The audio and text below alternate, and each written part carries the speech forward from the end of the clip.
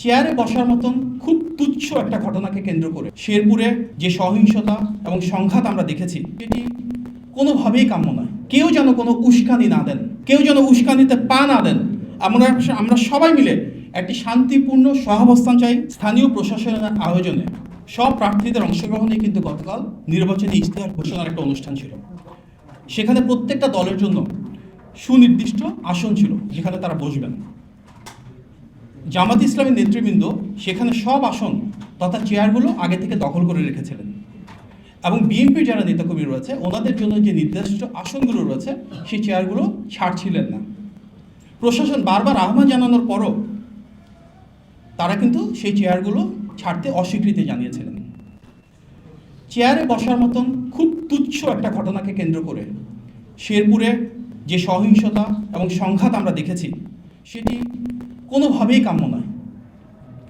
গণ অভ্যুত্থানের পর আমাদের সবার প্রত্যাশা ছিল এমন একটি নির্বাচন যেখানে পরিবেশ হবে উৎসবমুখর, যেখানে সবাই আন্তরিকতা নিয়ে এগিয়ে আসবেন। দেশের প্রায় সবারই বিশ্বাস অনুযায়ী একটি অবাধ, সুষ্ঠু এবং গ্রহণযোগ্য নির্বাচন হলে ইনশাআল্লাহ বিএনপি বিজয়ী হয়ে রাষ্ট্র পরিচালনার দায়িত্বে আসবে।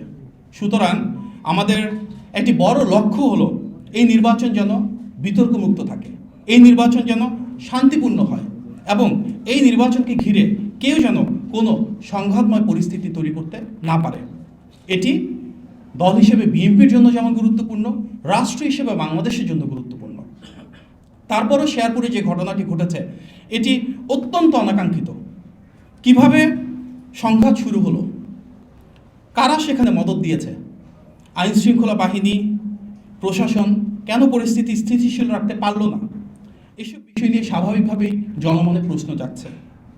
আমরা সামাজিক যোগাযোগ মাধ্যমে বেশ কিছু ভিডিও দেখেছি যেখানে দেখা যাচ্ছে জামাতের যিনি প্রার্থী রয়েছেন তিনি বারবার পুলিশ, প্রশাসন, আইনশৃঙ্খলা বাহিনী, সেনাবাহিনী, এমনকি বিএনপির যারা সিনিয়র নেতৃবৃন্দ রয়েছেন ওনারা হাত জোর করে অনুরোধ করছিলেন যে সংঘর্ষ এড়ানোর জন্য যেন তিনি বিকল্প রাস্তা দিয়ে যান।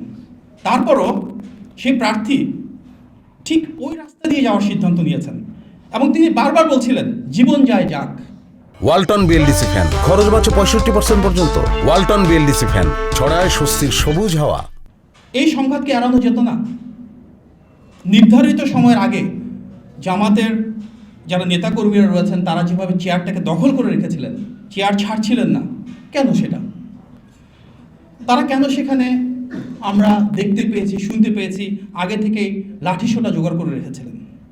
সবার সম্মিলিত অনুরোধ উপেক্ষা করে পুলিশ, প্রশাসন, আইনশৃঙ্খলা বাহিনী, সেনাবাহিনী, বিএনপি নেতৃবৃন্দ প্রত্যেকে মিলে বলার পরও সেই প্রার্থী কেন সেই সংঘাতের পথ বেছে নিলেন?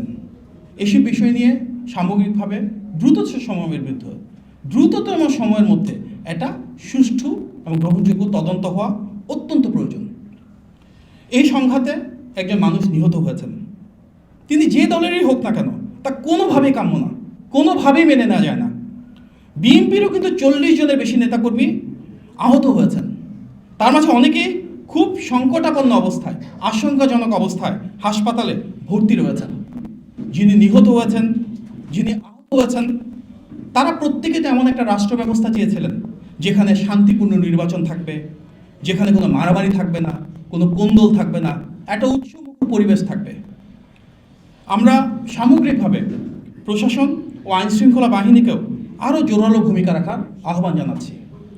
আমরা সেই ফ্যাসিবাদের আমলে ঘুরে ফেরত যেতে চাই না যেখানে কোনো কিছু হলেই দোষারোপের রাজনীতি হবে, কোনো কিছু হলেই সেটাকে নিয়ে স্বার্থ হাসিলের একটা নতুন বয়ান তৈরি করা হবে।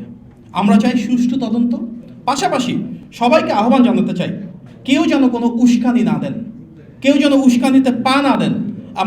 আমরা সবাই মিলে একটি শান্তিপূর্ণ সহাবস্থান চাই, সৌহার্দ্যপূর্ণ রাজনৈতিক পরিবেশ চাই যেখানে প্রতিটি রাজনৈতিক দলের প্রত্যেকের সাথে একটা সম্মানবোধ বজায় থাকবে। শেরপুরের এই ঘটনার পুনরাবৃত্তি যেন দেশের আর কোথাও না ঘটে, সেই জন্য আমরা অন্তর্বর্তী সরকারের প্রতি জোরালো আহ্বান জানাচ্ছি। প্রতিটি রাজনৈতিক দলকে আহ্বান জানাবো আপনারা দায়িত্বশীল হন, গণতান্ত্রিক আচরণ যেন সবাই মিলে বজায় রাখি। যার যেখানে বসার স্থান সেখানে সবাই বসবেন, যার যেখানে কর্মসূচির স্থান সেখানে তারা সেই কর্মসূচি পালন করবেন। গণতান্ত্রিক এই সৌন্দর্যটা যদি বজায় থাকে তাহলে ইনশাআল্লাহ আমরা সবাই মিলে এই নির্বাচনী পথযাত্রায় একসাথে চলে গণতন্ত্রকে সুপ্রতিষ্ঠিত করব। সবচাইতে বড় রাজনৈতিক দল হিসেবে, সবচাইতে জনপ্রিয় রাজনৈতিক দল হিসেবে, আসন্ন নির্বাচনে বিজয়ী হওয়ার সবচেয়ে বেশি সম্ভাবনা সম্পন্ন রাজনৈতিক দল হিসেবে আমরা বিশ্বাস করি সবচাইতে বেশি শান্তি প্রতিষ্ঠা, বিতর্কমুক্ত নির্বাচন আমাদের একটা অগ্রাধিকার। আমরা এই জন্য প্রতিটি রাজনৈতিক দলের কাছ থেকে সহযোগিতা প্রত্যাশা করি।